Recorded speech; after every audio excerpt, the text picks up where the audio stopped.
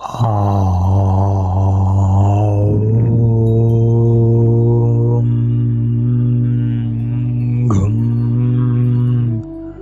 ഗുരുഭ്യോ നമഃ. ഏവർക്കും പ്രണാമം. നമുക്ക് ശ്രീ വാൽമീകി രാമായണത്തിലേക്ക് തന്നെ മടങ്ങാം. സ്വാമി കൽപ്പന ശിരസാവഹിച്ച് സവിനയം വണങ്ങിയ ഹനുമാൻ മനുഷ്യ ശരീരത്തിലാണ് അയോധ്യയ്ക്ക് പുറപ്പെട്ടത്. രൂപമേതായാലും പെട്ടെന്ന് മേൽപോട്ട് കുതിക്കുന്ന മാരുതി വൻ സർപ്പത്തെ റാഞ്ചുവാൻ ഉയരുന്ന വൈനതേയനെ പോലെ ശോഭിച്ചു.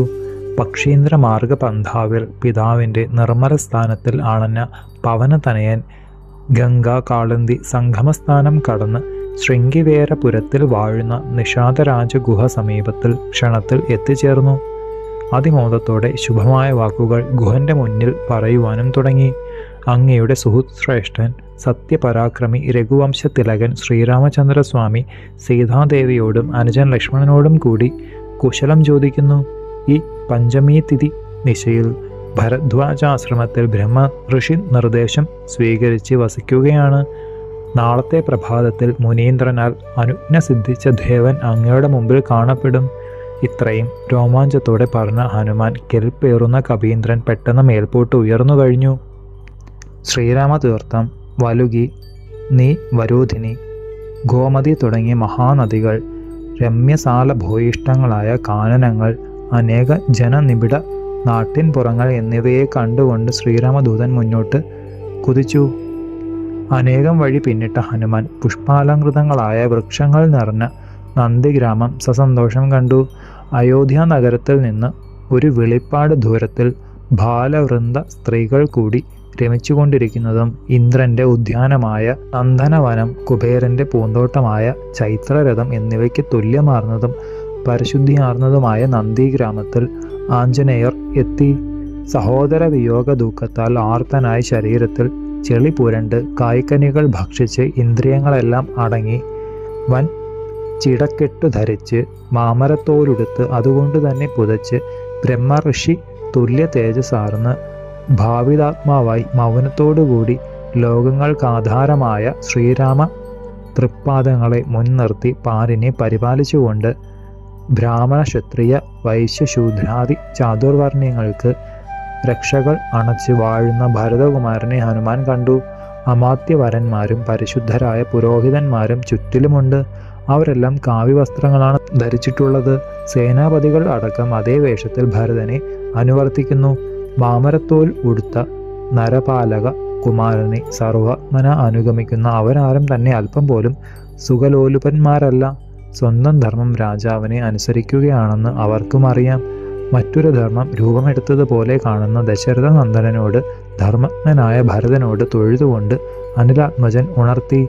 മരത്തോലുടുത്ത് ജട ധരിച്ച് ദണ്ഡകവനത്തിൽ വസിക്കുന്നതിൽ അതീവ ദുഃഖിക്കുന്ന അവിടുത്തോട് അഗ്രജൻ ശ്രീരാമസ്വാമി കുശലം പറഞ്ഞിരിക്കുന്നു.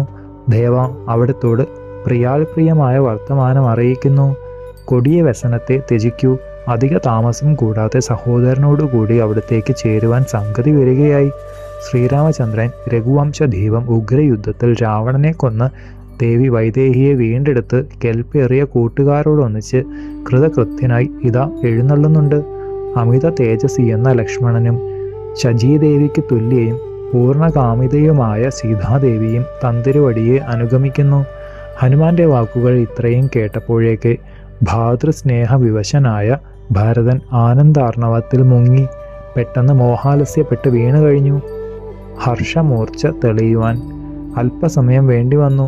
ദുഃഖം നീങ്ങി സന്തോഷാശ്രുക്കൾ പ്രവഹിക്കുന്ന ആനന്ദത്തോടെ ഭരതൻ ജീവതുല്യ പ്രിയോക്തി പറഞ്ഞ അനിലാത്മജനെ കെട്ടിപ്പിടിച്ച് കണ്ണീർ കൊണ്ട് നനച്ച് ചോദിച്ചു, അങ്ങ് മനുഷ്യനാണോ ദേവനാണോ? സദയം ഇവിടെ വന്ന് എൻ്റെ ജീവന ആധാരമായ ഹിതോക്തികൾ പറഞ്ഞതിന് 100,000 പശുക്കളെയും 100 നാടുകളെയും ഇതാ തന്നുകഴിഞ്ഞു.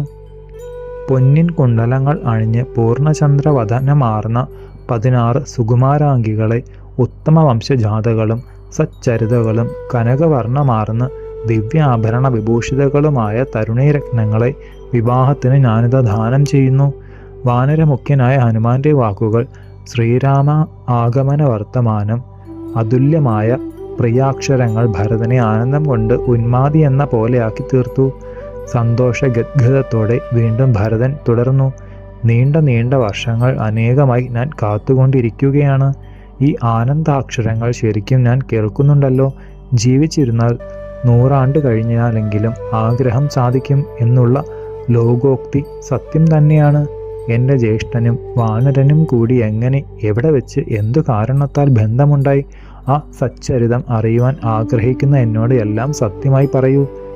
രാജേന്ദ്രകുമാരൻ ഹനുമാനെ രത്നപീഠത്തിലിരുത്തി അരണ്യത്തിൽ നടന്നവയെല്ലാം മാരുതി പറഞ്ഞു.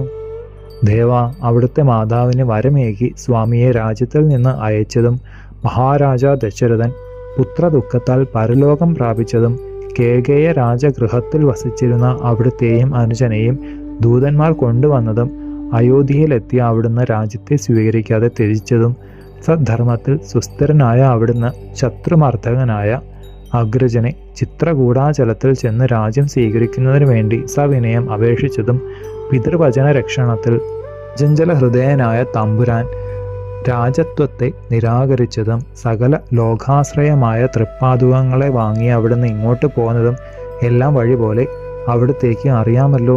മഹാബാഹുവായ അവിടുന്ന് മടങ്ങിപ്പോകുന്നതിനു ശേഷം ഉണ്ടായതെല്ലാം അറിയിക്കാം. തിരുമേനി അഗ്രജ സമീപത്തിൽ നിന്ന് തിരിച്ചപ്പോൾ ആ മഹാരണ്യം ഭ്രാന്തപക്ഷി മൃഗൗകങ്ങളോടുകൂടി അത്യധികം സങ്കടപ്പെടുന്നത് പോലെയായി തീർന്നു. ശേഷം ചരിതം നമുക്ക് അടുത്ത ഭാഗത്തിലൂടെ കാണാം.